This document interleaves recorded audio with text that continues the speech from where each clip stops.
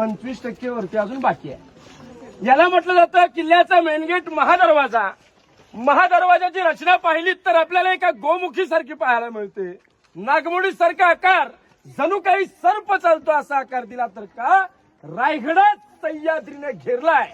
जर का एखाद्या सह्याद्रीवरून एखाद्या शत्रूने तोफेचा मारा केला तर भिंतीवरती आढळेल, दरवाजाला काही होणार नाही। दरवाजा तोडायला 30-35 फुटाच्या ओंडक्याचा वापर करायचे। मधला अंतर 15 फुटाचा आहे, काही संबंध येणार नाही। 15 फुटाच्या ओंडक्याला जोर लावता येणार नाही, 30-35 फुटाचा ओंडका आतमध्ये शिरणार नाही। पण आजही दरवाजा बेलाक बुलंद पाहायला मिळतो। या दरवाजावरती खाचे बिळे, उकळलेलं तेल, सिसमारा करू शकतो शत्रू प्लॅन करण्यासाठी आला तर, आणि शत्रू पळून जाऊ शकतो अशी या दरवाजा सिस्टीम केली आहे। 2 बुर्ज आहेत, यांचं नाव आहे जय आणि विजय। याला किल्ल्याचा मेन गेट म्हणतात।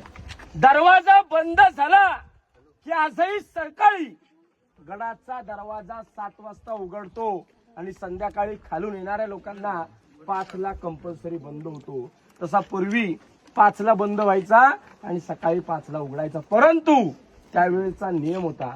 गडाचे आर्किटेक्ट सेवेचे ठाई तत्पर हिरोजी इंदुळकर यांनी या रायगडाचं गॅरंटी पत्र दिलं होतं। राजा किल्ल्याचा मेन गेट महादरवाजा बंद झाला की या सह्याद्रीला 3च गोष्टी पार करतील, एक वारं, एक वादळ, एक वाघ आणि तिसरे मराठे म्हणून पहा बघा।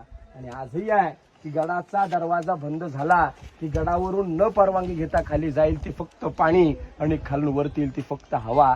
याला म्हटलेला किल्ल्याचा मेन गेट महादरवाजा।